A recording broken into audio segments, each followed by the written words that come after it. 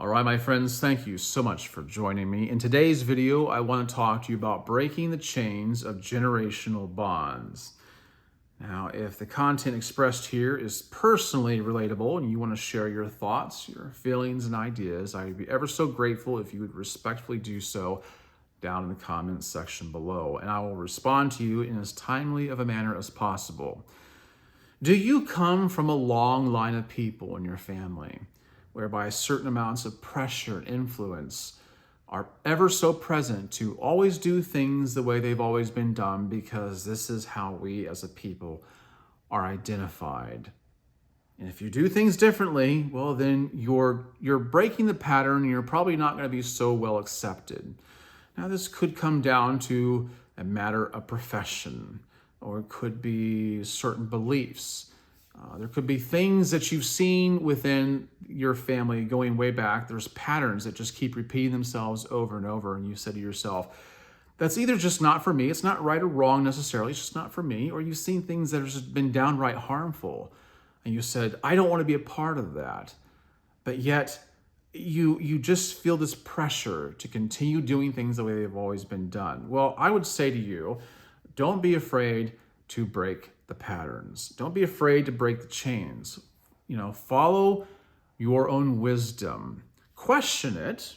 Question your motives. Question your strategy. Seek guidance, but don't be afraid to do things differently. Now, here's what provokes this topic today. I want you to listen to this very short story by James Thurber. It's called The Moth and the Star. And at the very end of it, there is a moral to all of this. And I hope you can get it. I hope you listen to this all the way through. All right, here we go.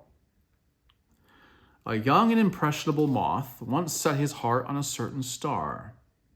He told his mother about this, and she counseled him to set his heart on a bridge lamp instead. Stars aren't the things to hang around, she said.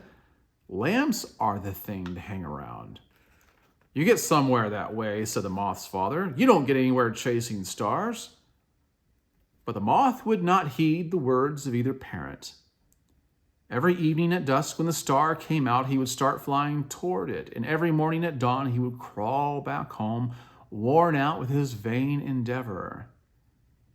One day his father said to him, You haven't burned a wing in months, boy, and it looks to me as if you were never going to.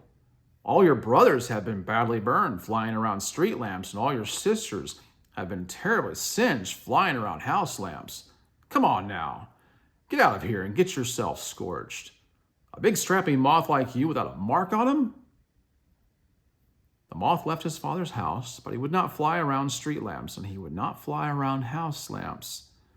He went right on trying to reach the star, which was 4 1/3 light years, or 25 trillion miles away.